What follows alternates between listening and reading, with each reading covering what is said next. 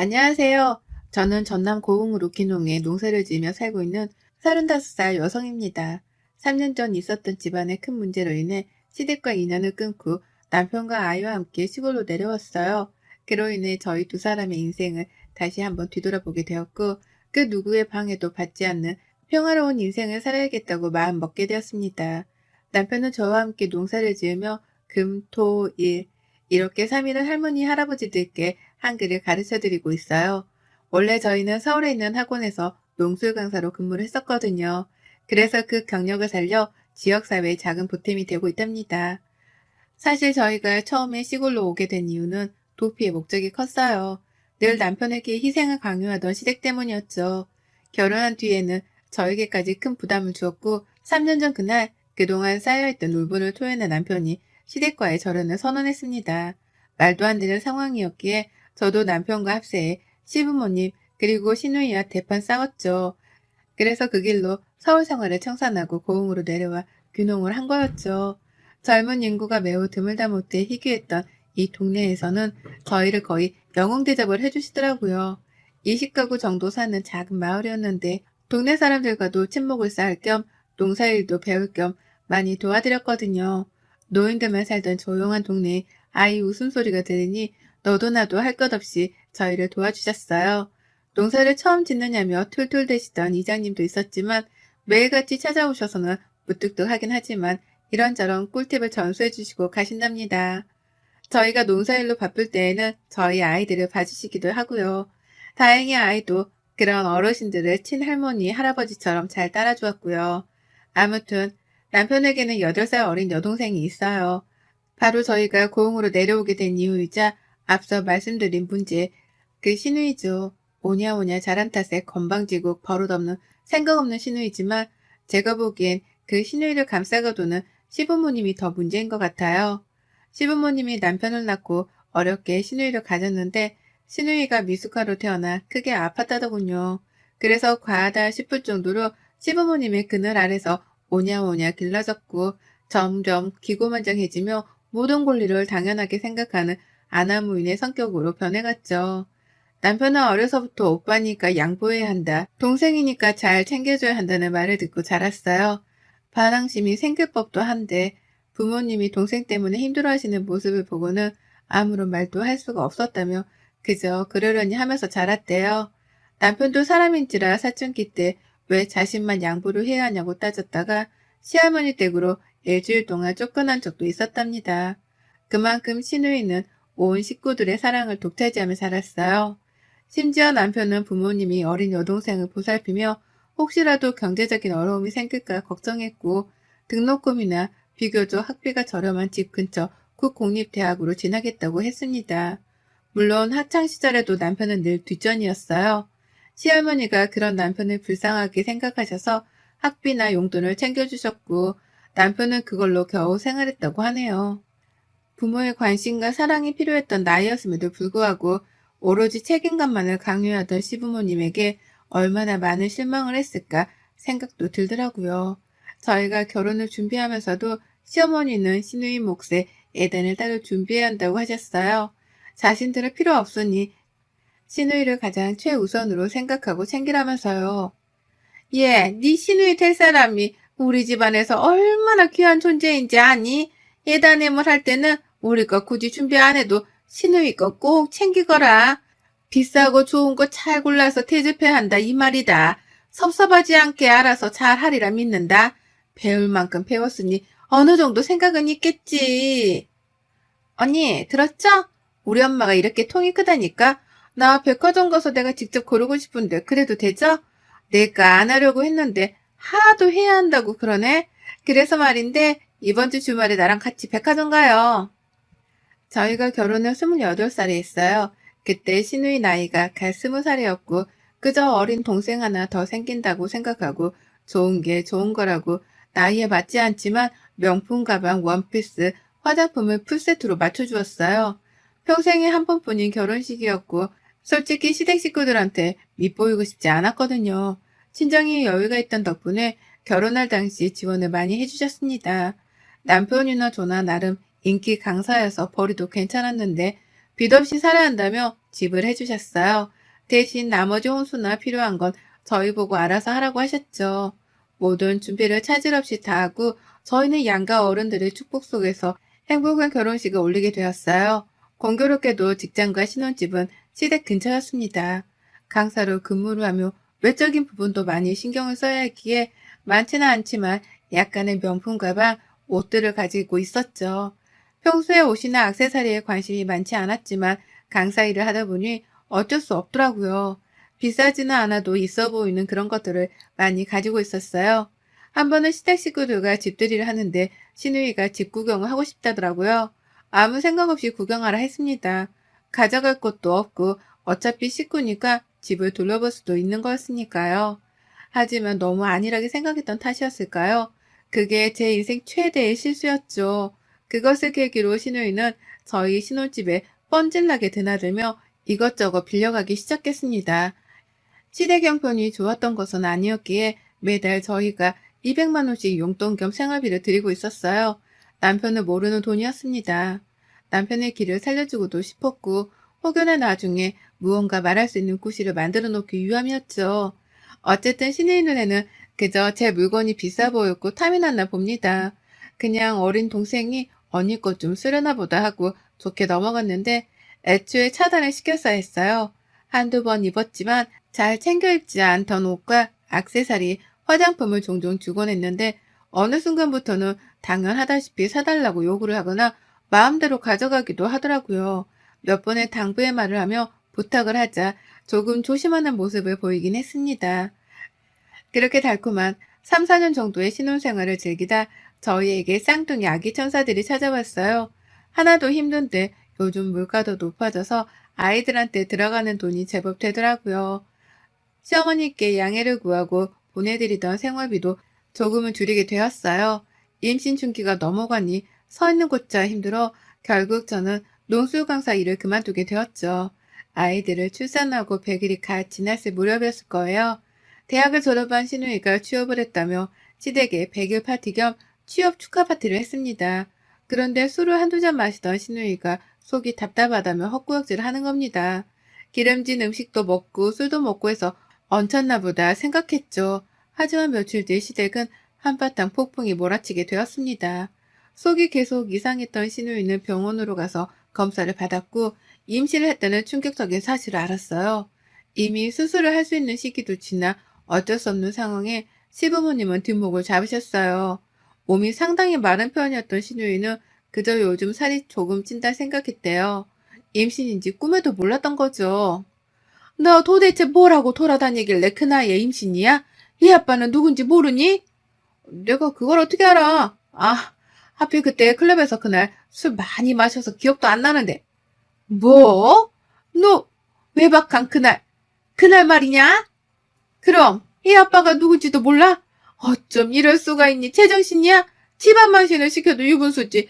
시집도 안 간 애가 털컥 임신부터 하고 이 아빠는 누군지도 모르고. 나도 이렇게 될 줄 알았겠어? 그만 좀 해. 얘는 낳으면 될 거 아니야. 뭐? 나? 그래, 낳는다 쳐. 누가 키우냐? 누가 키우냐고. 네가 지금, 아유, 진짜. 오빠네도 있고 정 안 되면 내 동생 하나 낳았다 생각하고 입양해서 키우면 안 돼? 그렇다고 얘를 지워? 못 지운다잖아. 낳는다 쳐. 정 안 되면 보육원에라도 갖다 주던지. 너 지금 그게 사람으로서 할 말이냐? 내가 너 때문에 정말 못 산다. 아이고 머리야. 시댁은 말 그대로 시한폭탄과도 같은 분위기였습니다. 신우의 임신 사실을 알게 된 시아버지는 깊은 한숨을 내쉴 뿐이었죠. 제가 관여할 문제는 아닌 것 같아 아이들을 돌보며 평범한 나날을 보내고 있었습니다. 결국 9개월 정도 후 신우이는 남자아이를 출산했어요. 젊어서 그런가 아이를 낳았다는 사실이 무색할 정도로 회복도 빠르고 아무렇지 않더라고요. 그러다 어느 날 유독 늦게 들어온 남편의 표정이 좋지 않은 겁니다. 여보, 오늘 학원에서 무슨 일 있었어? 표정이 왜 이렇게 안 좋아? 아니야, 내가 나중에 말할게. 생각 정리가 조금은 필요할 것 같아. 일단 지금은 쉬고 싶네. 알았어, 많이 피곤한가 보다. 나중에 이야기해줘. 무슨 일이냐 묻는데도 피곤하다며 대답을 회피하는 남편이 조금 이상했어요. 평소에 퇴근하고 오면 아이들을 돌보느라 고생 많았다며 저녁을 먹었냐고 늘 물어봐 주었거든요. 그날은 유독 기분이 많이 다운되어 있었어요. 며칠 뒤 시어머니를 통해 남편이 왜 그랬는지 이유를 알았습니다. 괜히 저에게 할 말이 있다며 시댁으로 오라는 시부모님의 연락을 받고 친정 엄마에게 아이들을 맡겼습니다. 시댁에 갔더니 시부모님은 저를 유독 반겨주셨어요. 어머니 하실 말씀이 있으시다면서요. 저 친정엄마한테 아이들 맡겨두고 와서요. 하실 말씀이 무엇이죠? 얘는 성질이 급하기도 하지. 다름이 아니라 친성이한테 들었는지 모르겠는데 수아가 낳은 준호 말이다. 니네가 맡아서 키워줬으면 하는데. 네? 그게 무슨 말씀이세요? 맡아서 키우라니요. 준호를요? 우리가 나이도 있고 갑자기 아이가 생겼다고 하면 사람들이 수군거릴 게 뻔하잖니. 시집도 안 간 처녀가 덜컥 임신한 것도 그런데 얘까지 다 했다고 하면 우리 집안을 얼마나 무시하겠니. 그리고 네 시누이 이제 좋은 사람 만나서 새주부 하려고 한다. 금요급에 종사하는 돈 많은 집이라고 하더구나. 너희가 셋째를 조금 일찍 봤다 생각하고 대신 키우렴. 너무 아무렇지 않게 말씀하시는 시어머니를 보자니 어이가 없더라고요. 시누이는 아이를 낳고 그새 새로운 남자를 만나 결혼을 약속했다 하더라고요. 어머님, 지금 하신 말씀 진심이세요? 지금 저희더러 아가씨 아이를 입적해서 키우라는 말씀이세요? 왜 저희가 그래야 해요? 전 그러면 어머니가 키우시면 되지. 어떻게 아가씨 아이를 저희가 키워요? 그리고 어떻게 그렇게 당연하게 저희한테 요구를 하시는 건데요? 준성 씨도 알아요? 내가 예전에 준성이한테 미리 말하긴 했다만 답이 없더구나. 그래서 이렇게 너를 부른 거야. 둘 다 배울 만큼 배웠으니 내 말 뜻 잘 이해했겠지? 아이를 키우며 필요한 양육비는 우리가 대줄 테니 호적에 올려놓고 너희가 키우렴. 아니 지금 이게 말이 된다고 생각하세요? 아가씨도 입이 있으면 말해봐요. 실수해서 덜컥 임신해서 낳은 아이 부잣집에 시집가야 되는데 걸림돌 되니까 저랑 준성 씨한테 떠미는 거예요? 진짜 말이야 방구야 이게? 아니 너무 고리타분하게 생각하는 거 아니에요? 그래도 아이 키워봤으니까 저보다 더 경험 있으시고 그래서 붙어가는 거잖아요. 제가 나중에 기회 봐서 준호 데려갈게요. 진짜 말이 안 통하네요. 지금 데려다 키운다 쳐요. 나중에 언제? 이혼 불사하고 사실 나 아이 있다. 뭐 이렇게 떠벌릴 거예요? 퍽이나 그 결혼생활 유지 잘 되겠네요. 이대로는 가만히 못 있어요. 왜 떳떳하지도 않은 과거를 저희한테까지 피해 끼치면서 숨기려고 하는데요? 당당하게 만나고 이해해줄 사람 만나면 되는 거지. 예, 덕하지 정말 왜 이러니? 어려운 부탁하는 것도 아니고 그냥 둥이들 키울 때 조금씩 같이 하면 되는 거잖냐. 뭘 일이 삐딱하게 굴어. 시애미가 하라면 하는 거지 무슨 말이 많아? 우리 아들은 착해 빠져서 내가 말하면 알겠다고 다 대답하는데 너는 버르장머리가 없구나. 어머니, 버르장머리가 아니라요. 이건 경우가 아닌 거죠. 지나가는 사람들 붙잡고 물어보세요. 시누이가 원나잇으로 낳은 아이 시집가야 하니 대신 키워야 한다. 동의하냐? 물어보면 하나같이 미쳤냐? 그럴걸요? 저는 제 상식 밖의 행동이라고 생각됩니다. 못 들은 걸로 할게요. 정말 기가 차더라고요. 어떻게 눈빛 하나 안 변하고 저딴 부탁을 할 수 있는지 의문이었어요. 시어머니가 입적해서 자기 아들로 키우면 될 것이지 굳이 왜 저희가 키워야 하는지 이해가 가질 않았죠. 그 길로 집으로 돌아와 남편과 친정 부모님에게 이 사실을 알렸습니다. 남편은 친정 부모님 앞이라 어쩔 줄 몰라 했고 부모님은 이럴 거면 이혼하라고 노발대발 하셨죠. 남편은 분을 이기지 못하고 시댁으로 갔습니다. 무슨 일이 일어날 것만 같아 저도 곧바로 남편의 뒤를 따라 시댁으로 갔어요. 아니나 다를까 남편은 집안에 들어서자마자 온갖 물건을 집어던지며 소리치기 시작했어요. 그동안의 울분을 모두 토해내듯이 남편의 눈에서는 하염없이 눈물이 흐르더라고요. 도대체 언제까지 제가 참아야 해요? 어려서부터 지금까지 부모님 말씀을 거역한 적도 없고 거역해서는 안 된다고 생각을 했어요. 하지만 수아가 낳은 아이를 저희 보고 키우라니요. 어떻게 사람이 돼서 그런 말을 한답니까? 며느리 보기에 부끄럽지 않아요? 책임지지도 못할 거 왜 나와서 괜한 사람들한테 피해주고 그러냐고요. 우리가 그렇게 만만해요? 얘가 왜 이래? 너 대학생 때까지 엄마 말 잘 들었잖니. 결혼하고부터 말도 안 듣고 자기 고집대로만 하고 너 얘가 왜 이렇게 변했니? 엄마가 말하면 그저 네네 해야지. 이게 무슨 버릇이니? 버릇이요? 말을 잘 들었다고요? 변했다고요? 엄마, 제가 지금까지 참아온 건 수아 때문도 아니고 엄마 아빠 힘들어하지 말라고 그거 하나 때문에 버티고 버텨서 여기까지 온 거예요. 도대체 이 사람 앞에서 얼마나 더 망신을 주셔야 정신을 차리시겠어요? 어릴 땐 고분고분 하더니 머리 크니까 엄마한테 막 뛰드네. 너 내가 그러라고 가르쳤니? 어디서 못 배워먹은 티를 내고 있어. 네 조카도 자식이다 생각하고 키워줄 수 있는 거지. 그래요. 키운다 쳐요. 지금까지 엄마가 하는 말 다 듣고 할 것도 다 했어요. 근데 엄마 아빠는 한 번이라도 내 입장에서 날 위해서 뭔가 하신 적이 있으세요? 반대로 생각해봐요. 제가 사고쳐서 나온 애 수아한테 키워달라고 말할 수 있냐고요. 융통성도 없니? 네 하나밖에 없는 동생 잘 되는 게 그렇게 배 아파? 너 내가 그렇게 가르쳤니? 같은 말만 되풀이하며 신랑과 시어머니는 언성을 높이며 싸웠습니다. 그대로 뒀다가는 결론이 나지 않을 것 같아 뒤에서 남편을 말리던 제가 나섰어요. 어머니, 앞으로는 준성 씨한테 뭔가를 바라지 마세요. 아가씨도 성인이고 다 할 줄 아는 나이예요. 자신이 하는 일이 무엇이 됐던 간에 마땅히 책임을 질 수 있는 나이라고요. 일을 못하는 것도 아니고 생각이 딸린 것도 아니고 사지 멀쩡한데 왜 우리가 아가씨 아이를 키워야 해요? 저희는 그렇게 못합니다. 내가 이 집 아들 안 하면 그만이야. 당신도 연락 없어. 나 오늘부터 이 집 아들 아니야. 그러니 결혼을 하든 어디 가서 애를 낳아오든 알아서 잘 살아보세요. 정말 지긋지긋하네요. 야, 황수아, 너도 잘 들어? 내가 만만해서 너한테 양보한 줄 알아? 양보받고 대우받았으면 그만큼 밥값은 해야 될 거 아니야? 언제까지 엄마 아빠가 네 뒤치다꺼리를 해야 되냐? 그리고 네 애는 네가 키워. 한 번만 더 억지 부리면 가만히 안 있을 거야. 알겠어? 너희들 진짜 그럴 거야? 어려운 부탁하는 것도 아니잖니. 도대체 왜 이렇게 융통성이 없어? 어머니, 지금 융통성이라고 하셨어요? 저 다시 한번 말씀드리지만 그렇게는 못해요. 차라리 저희 없다고 생각하시고요. 말도 안 되는 일 억지 부려가며 저희한테 괜한 상처 주지 마시고 알아서 해결하세요. 그렇게 남편을 끌고 나와 집으로 왔어요. 분이 풀리지 않았던 남편은 연거푸 술을 마시기 시작했습니다. 다음날 숙취를 이겨내고 남편은 무언가 결심한 듯 집을 나섰어요. 며칠 뒤 신우이는 남자 측에서 파혼을 선언했다고 하네요. 아이가 있는데도 숨기고 결혼하려 했다면서 혼인빙자 사기죄로 감옥에 들어가고 싶지 않으면 똑바로 처신하라며 싫은 소리까지 들었답니다. 신우이와 시어머니는 저희 보고 노발대발 하셨죠. 알고 보니 남편이 외제된 사람을 만나 현재 모든 상황에 대해 말해주었다고 합니다. 그 말을 들은 상대방은 급격하게 표정이 굳어졌고 결국 신우에게 파혼을 선언했던 거였죠. 그 남자는 한 중소기업을 이끌며 금융업계에 종사하는 있는 집 자식이었죠. 청첩장까지 나온 마당에 파혼을 당한 신우이는 이런 망신도 없다며 집안에 틀어박혀 있었어요. 웃긴 건 출산하고 나서 단 한 번도 아이를 돌본 적이 없었습니다. 오로지 시어머니의 몫이었죠.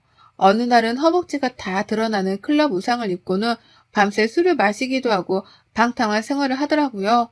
가끔은 저희에게 신세한탄하며 여전히 아이 이야기를 하며 남편 탓을 하더라고요. 언니랑 오빠가 얘 키운다고만 했어도 입만 닫고 있었어도 내 인생에 이렇게 시궁창 같지는 않을 거야. 얘 키워준다고만 했어도 되는 문제였는데 정말 너무 원망스럽다.